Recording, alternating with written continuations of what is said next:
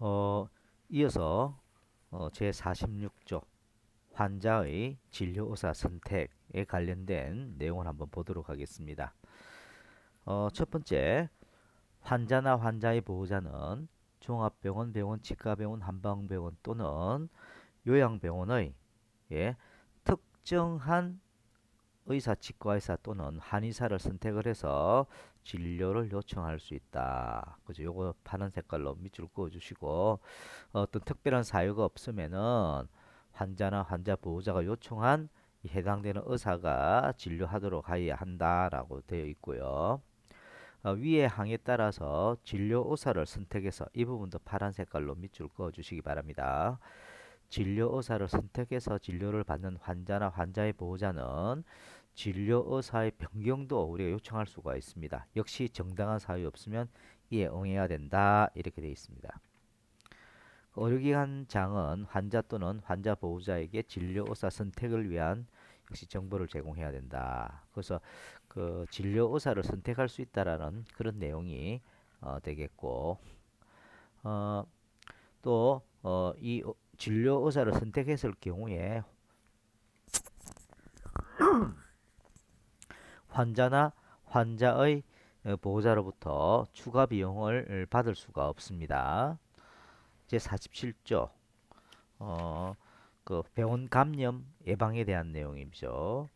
그래서 제 첫 번째 내용을 보면 일정 규모 이상의 요 부분도 이제 파란 색깔로 밑줄을 그어 주시기 바랍니다. 여기까지.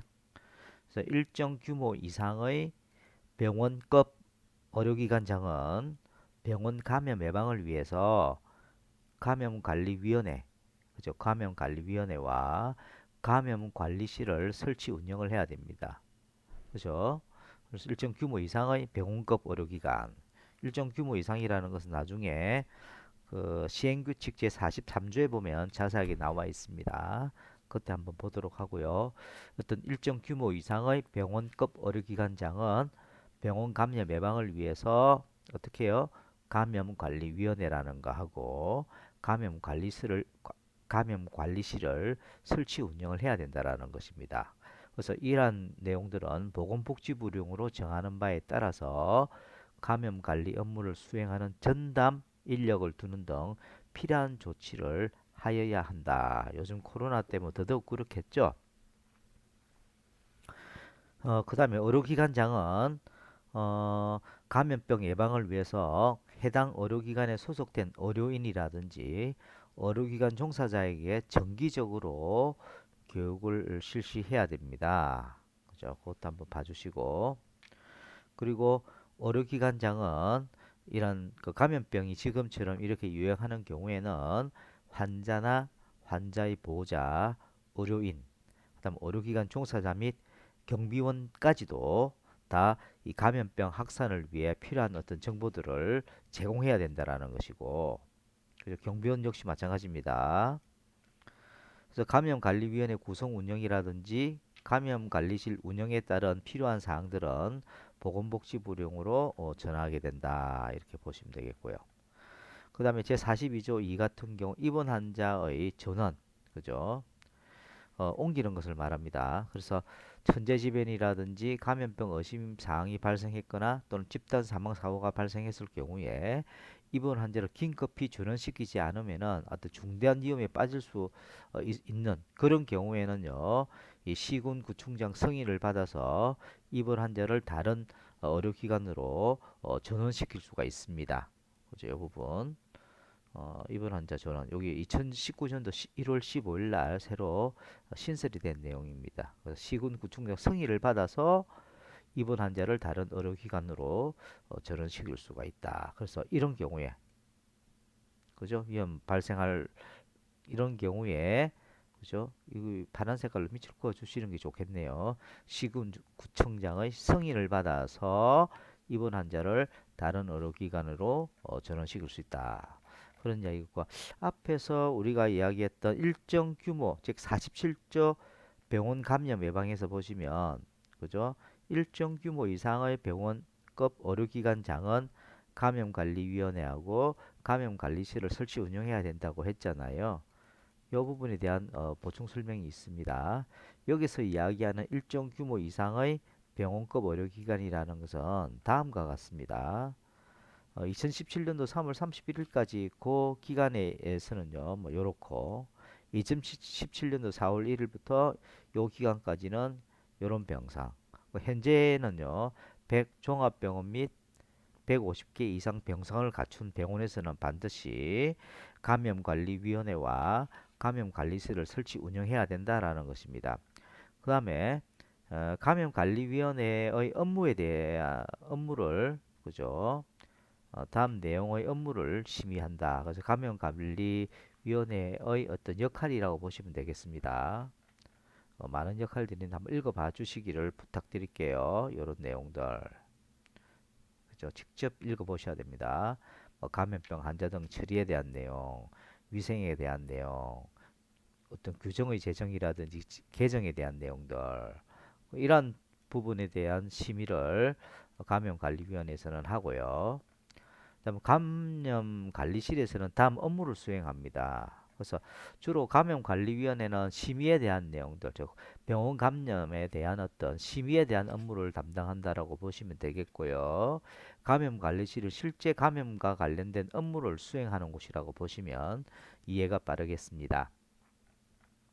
그럼 감염관리실은 어떤 역할을 하느냐? 뭐 병원 감염 발생을 감시하고 병원 감염 관리 실적을 분석하고 평가하고 직원들에 대한 감염 관리 교육이라든지 감염과 관련된 직원의 건강 관리에 대한 내용들, 그 밖에 필요한 내용들에 대한 이러한 업무를 수행을 한다 보시면 되겠습니다. 그래서 감염관리위원회의 구성은요, 위원장 1명을 포함해서 7명 이상 15명 이하의 위원으로 구성을 하고 병원장을 우리가 위원장으로 하고 비원장은 위원 중에서 지명을 합니다. 쭉 한번 볼게요. 그래서 이야기했던 이런 사람들이 그에 대한 뭐가 된다? 감염위원회 위원이 될 수 있다. 그냥 봐주시고 위원 임기는 2년으로 한다. 그죠? 그럼 어떻게 위원회를 운영할 것인지 운영에 대한 내용들도 있습니다. 정기회의와 임시회의로 운영을 하고 연이회 개최를 합니다. 뭐딱 보시면 그냥 될 것 같습니다. 이 부분 한번 읽어봐 주시기를 부탁드릴게요. 그 다음에 제 46조 감염관리실 운영은 어떻게 하는지 보도록 하겠습니다. 물론 배치 기준은 별표 8에 이와 같아 이렇게 되고 나중에 살펴보시면 될 것 같습니다. 그래서 여기 보시면 151페이지에 보시면은 감염 관리 업무를 수행하는 사람의 인력 기준 및 배치 기준에 대해서 설명이 되어 있습니다. 한번 참고해 주시기를 부탁드리고요. 그래서 감염 관리실을 두는 인력 중 1명 이상은 그죠? 반드시 감염 관리실에 전담 근무해야 된다. 그죠? 요거 전담 근무해야 된다는 거 뭐 기억해 주시고 또 교육 기준에 따라서 교육을 받아야 된다. 그다음 제 46조 이 감염병 예방을 위한 정보 제공 뭐 관련된 법률에 따라서 의료기관장은 이런 감염병 예방을 위해서 다음 내용에 대한 부분들을 교육을 실시해야 된다. 어떤 것들 쭉 이런 것들이 있습니다. 5가지 그냥 한번 같이 여러분들 읽어봐 주시기를 부탁드릴게요. 그래서 감염병 감염 원인이 어떤 것이고 감염 경로 증상 등에 대한 어떤 부분에 대한 내용들에 대한 교육을 실시를 해야 되고 감염병이 발생했을 때 어떻게 대응 조치를 취하고 어떻게 진료하고 어떻게 예방하는지에 대한 부분들 또 감염병 환자 어떻게 관리를 하고 이 감염된 물건들을 처리하는 방법이라든지 감염 장소는 어떻게 소독하고 보호 장비들을 사용하는 방법 등에 대한 어떤 내용들 그죠? 뭐 어떤 기관 종사자들의 보고 신고 및 협조에 관련된 내용들 그죠? 이런 부분들에 대해서 교육을 실시해야 된다라고 보시면 되겠습니다. 지금처럼 감염병이 유행하는 경우에는 교육을 2회 이상 실시해야 됩니다. 그죠? 요것도 한번 파란 색깔로 줄 한번 그어 주시면 좋겠네요. 감염병이 유행하는 경우 해당 의료기관 내에서 업무를 수행하는 사람에게 위에 했던 이런 교육들 있죠. 이런 교육에 관련돼서 2회 이상 실시해야 된다라고 보시면 되겠고 그 다음에 감염병 확산 및 방지에 필요한 정보들은 알리는 어떤 방법에서는 다음과 같은 내용들을 통해서 알려야 된다. 게시를 해야 된다.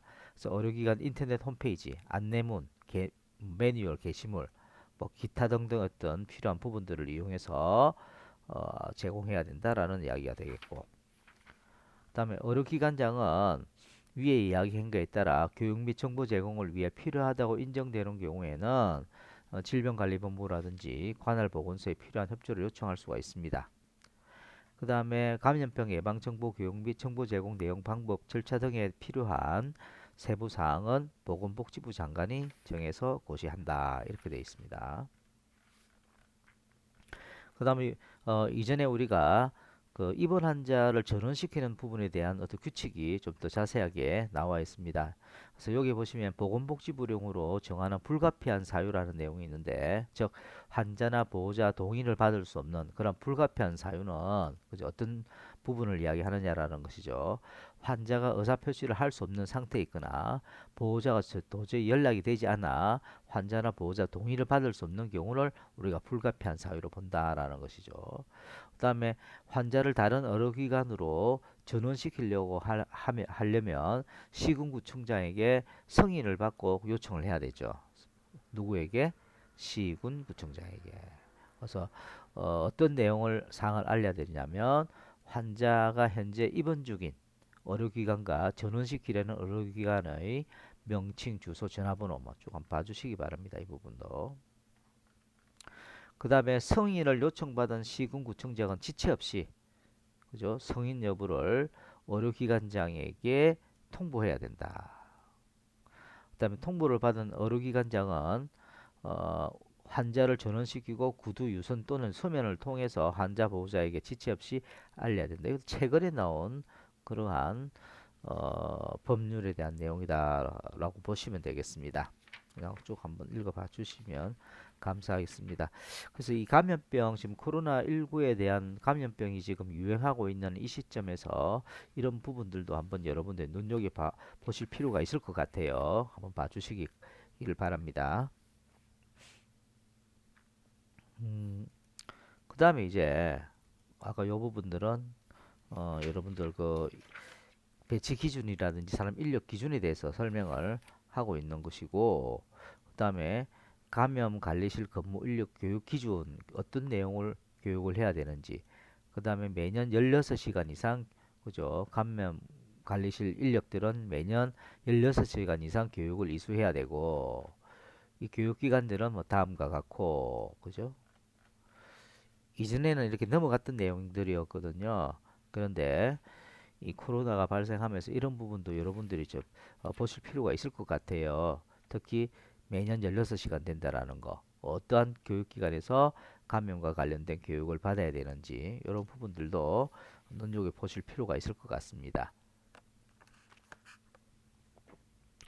그 다음에 이제 제2절 의료법인에 대한 내용입니다. 사실은 우리가 앞에서도 보셨지만 의료인이 아니면은 의료기관을 개설할 수가 없습니다. 그런데 실제로 보면 비영리 이런 의료법인 같은 경우가 이런 병원이라든지 의료기관을 개설할 수가 있다라는 거죠. 그런데 이런 의료법인에 대한 어떤 세부적인 어떤 규정들은 아주 디테일하게 지금 나와 있죠. 좀 엄격하게 되지 않으면 안 되겠죠. 한번 보도록 하겠습니다. 의료법인을 어떻게 설립을 하느냐, 어떻게 설립 허가를 내주느냐에 대한 내용이 되겠습니다. 의료법인을 설립하려는 자는 대통령령으로 정하는 바에 따라 정관과 그 밖의 서류를 갖추어서 그 법인이 주된 사무소의 소재지를 관할하는 시도지사 허가를 받아야 된다. 요거 파란 색깔로 밑줄 그어 주시고요. 한마디로 뭐죠? 의료법인을 설립하려면 반드시 누구의 그, 그, 그 법인이 위치하게 되는 그 사무소의 어떤 소재지를 관할하는 누구 시도지사의 허가를 반드시 받아야 된다. 그죠? 그래서 중요한 건 이겁니다.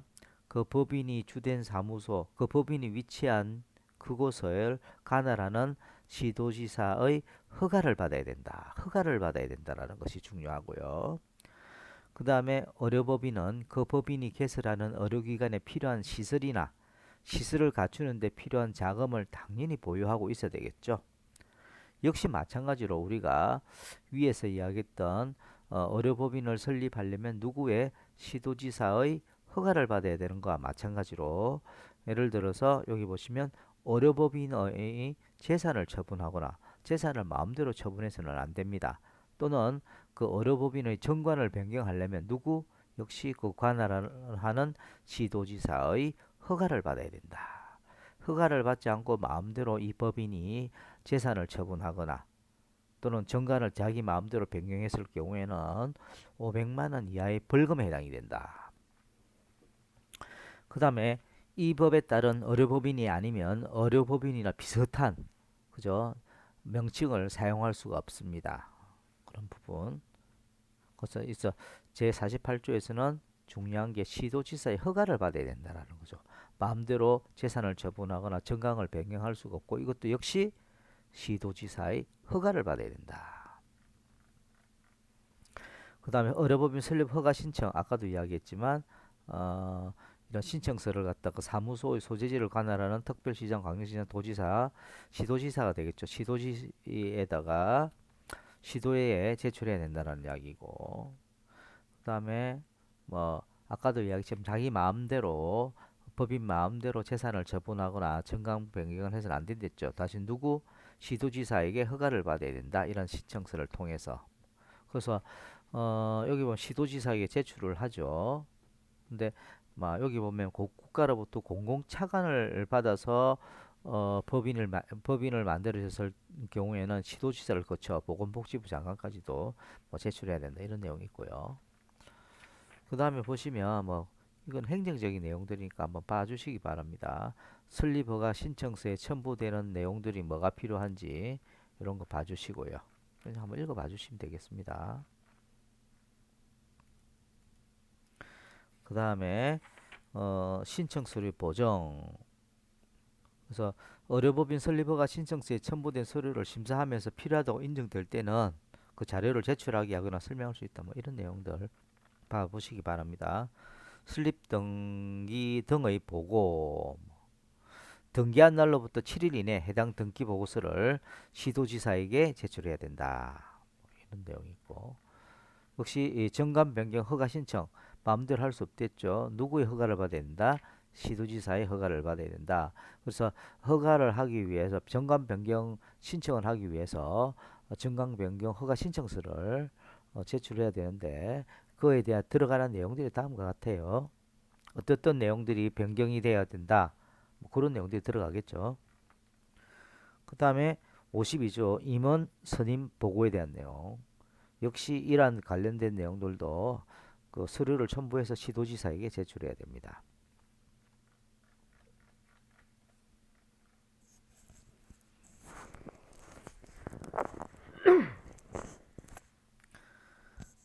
그 다음에 제53조 재산의 증가보고. 역시 이 부분도 어떻게 재산이 편입되고 재산이 증가되었는지에 대해서 해당 서류를 첨가해서 시도지사에게 제출해야 된다. 뭐 그 내용들은 뭐 이런 것들이 되겠죠. 읽어봐 주시기 바랍니다. 그 다음에 제54조 기본재산의 처분 허가 신청. 그래서 마음대로 해당되는 재산을 처분할 수가 없다 했었죠. 그래서 이것도 역시 기본재산 처분 신청서에 대한 서류를 첨부해서 보건복지부 장관 또는 시도지사에게 제출을 해야 된다라는 것이죠. 그냥 봐주시기 바랍니다. 그 다음에 내용이 제 55조 서류 및 장부의 비치. 그래서 의료법인은 다음 내용의 서류와 장부를 그대로 잘 비치해 둬야 된다라는 것이죠. 정관, 임직원 명부와 이력서, 이사회 회의록 이런 것들이 되겠죠. 어쨌든지 이러한 재산 목록과 서류는 영구 보존해야 된다. 그죠? 그 내용을 한번 봐주시기 바랍니다. 그 다음에 법인 사무의 검사 감독. 그래서 시도지사는 의료법인을 감독하는 데 필요하다고 인정될 때는 의료법인과 관계되는 어떤 서류를 제출할 곳을 명하거나 또는 소속 공무원에게 의료법인의 사무 및 재산 사항을 검사하게 할 수 있다. 그래서 이러한 그 의료법인 사무 및 재산 사항을 검사하는 공무원은 그 권한을 증명하는 정표를 가지고서 관계인에게 제시해야 된다. 그죠, 그렇네요. 그다음에 이 의료법인의 해산 신고에 대한 부분입니다. 쭉 보도록 하겠습니다. 해산 신고서에 역시 시도지사에게 제출해야 되는데 거기에 들어가는 내용들은 해산 연원의 해산 사유 이런 것들이 쭉 들어가 있습니다. 그냥 부분 넘어갈게요. 쭉 봐주시기 바랍니다. 잔여 재산의 처분 허가 뭐 이런 것도 허가 신청서를 통해서 누구에게 시도지사에게 제출해야 된다. 뭐 행정적인 부분입니다. 그냥 봐주시기 바랍니다. 제48조 2 임원. 그래서 의료법인에는 5명 이상 15명 이하의 이사와 2명의 감사를 두고 복지부 장관의 승인을 받아서 그 수를 점검할 수 있고 쭉 한번 임원에 대한 내용입니다. 근데 다음에 해당되는 사람은 의료법인의 임원이 될 수 없다. 어떤 사람이 될 수 없는지 그거 한번 보도록 하겠습니다. 미성년자는 될 수 없고 피성년 후계인, 피안정 후계인 스스로 판단할 수 없는 그런 사람들이죠. 그러니까 파산 선고를 받은 사람으로서 복권되지 않는 사람.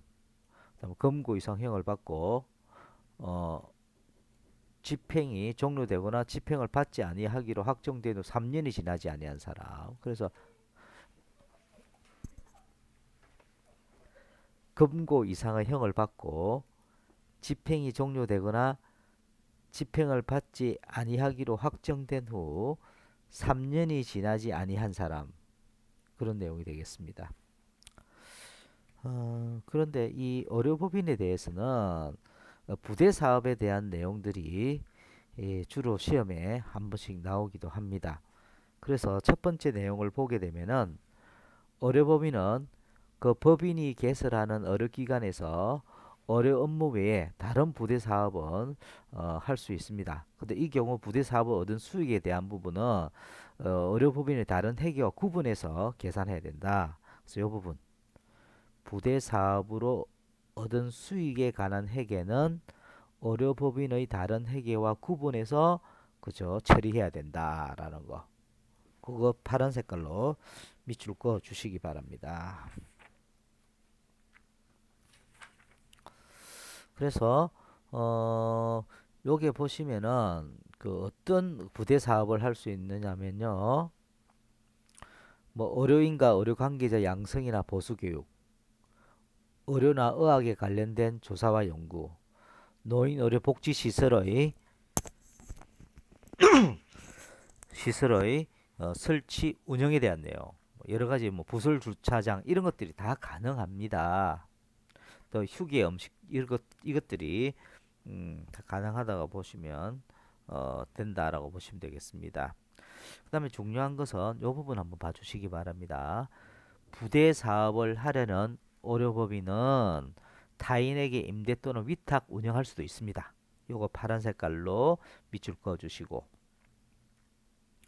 그 다음에 부대 사업을 하려는 의료법인은 보건복지부령으로 정하는 바에 따라 미리 의료기관의 소재지를 관할하는 시도지사에게 신고해야 된다. 그죠? 부대 사업하려는 의료법인 같은 경우에는 그죠? 미리 그 시도지사에게 신고해야 된다. 그죠? 이것도 파란 색깔로 밑줄 그어 주시기 바랍니다. 그다음에 위에 보시면 49조 제1항 6호 볼까요? 1항 6호에 보시면 어떤 사업이 가능하냐면 이런 시스템이 가능합니다. 의료업 수행에 수반되는 의료정보 시스템을 개발하거나 의료정보 시스템을 운영 사업하는 중 대통령령으로 정하는 사업 있죠. 그 사업에 대한 내용이 시행령 제22조에 나와 있습니다.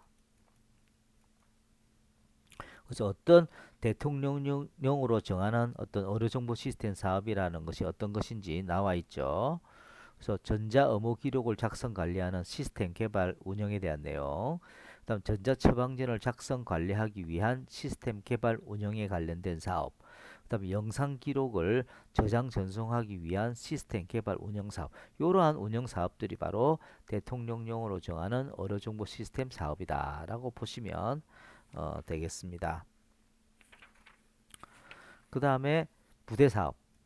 그래서 어, 의료법인이 개설한 의료기관 종사자 편의를 위해서 보건복지부령으로 정하는 사업. 그래서 이런 것들이 있죠. 쭉 한번 봐보시면 되겠습니다. 많은 내용들이 있죠. 웬만한 부분들은 다 되죠. 근데 부대사업 신고 같은 경우에는 해당되는 의료법인은 이 관할하는 시도지사에게 다음과 같은 서류를 첨부해서 제출한다라고 보시면 되겠습니다. 그 다음에 내용을 한번 그냥 봐주시기 바랍니다. 참고해서 보시기 바라고. 그 다음에 이제 한 번씩 보면 요 내용 우리가 앞에서 배웠던 중앙회 같은 경우에는 그 중앙회에 해당되는 법에 규정된 것 외에는 민법 중 사단법인에 대한 규정을 준용을 하지만 이 의료법인 같은 경우에서는요 이 법에 규정된 것 외에는 민법 중 재단법인에 관련된 규정을 준용한다. 요거 파란 색깔로 밑줄 그어 주시기를 부탁드립니다. 이렇게 해서 이렇게 해서 오늘 4주차 셋째 시간까지 수업을 마치도록 하겠습니다. 여러분들 이렇게 그 원격 수업을 하느라고 좀 힘드실 텐데 어쨌든지 제가 나름대로는 이렇게 체크를 해드립니다. 제가 읽어드리고 설명드리고 하는 부분도 중요하지만 결국 여러분들이 제가 중요하다는 부분을 외우셔야 된다라는 것이죠. 그래서 제가 오리엔테이션에서도 이야기를 했지만 여러분들이 요 해당되는 부분에 대한 부분들은 반드시 요약 정리를 해서 글로 쓰든지 아니면 아래 한글을 통해서 반드시 정리를 해 두셔야 된다라는 점 꼭 좀 기억을 해 두시고 꼭 좀 해 주셨으면 감사하겠습니다. 예, 오늘 여기까지 하도록 하겠습니다. 수고하셨습니다.